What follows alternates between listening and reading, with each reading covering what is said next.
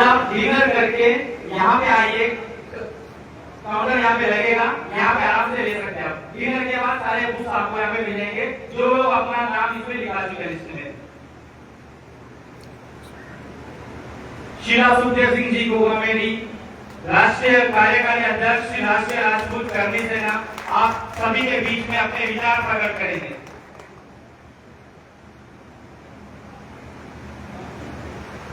सबसे पहले तो जो आज हमारे समाज के भाई विजय सिंह जी जो हमारे बीच आज नहीं है, उनकी आत्मा को भगवान शांति दे और उनके परिवार को ये दुख सहन करने की मां करनी शक्ति दे। अब हम आगे बढ़ते हैं, क्योंकि सृष्टि का नियम है, जो आता है उसको जाना पड़ता है, क्योंकि ये क्रिया नहीं चलेगी तो फिर जीवन चक्र कैसे चलेगा। आगे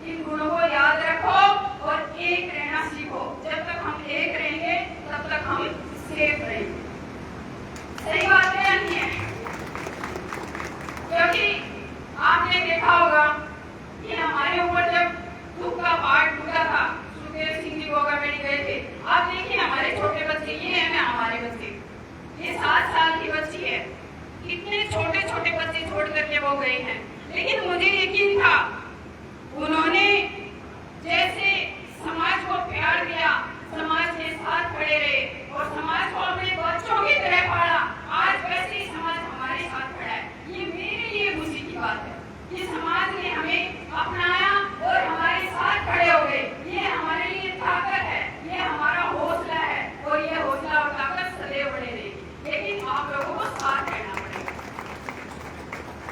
हम समाज की लड़ाइयाँ को लड़ते हैं और समाज की लड़ाइयाँ जब तक लड़ेंगे, जब तक यहाँ जान रहेगी ना, तब तक लड़ेंगे।